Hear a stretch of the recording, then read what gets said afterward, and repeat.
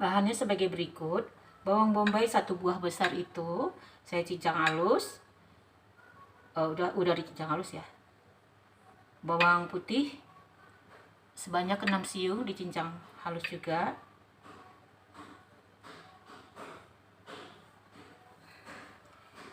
Sebanyak 9 sendok makan mentega yang tidak berasa garamnya gitu ya, menteganya butter atau terserah yang teman-teman suka. Tepungnya 120 gram, kejunya 150 gram, susunya 750 ml, merica, garam sama bumbu kaldu itu seikhlasnya aja, secukupnya maksud saya.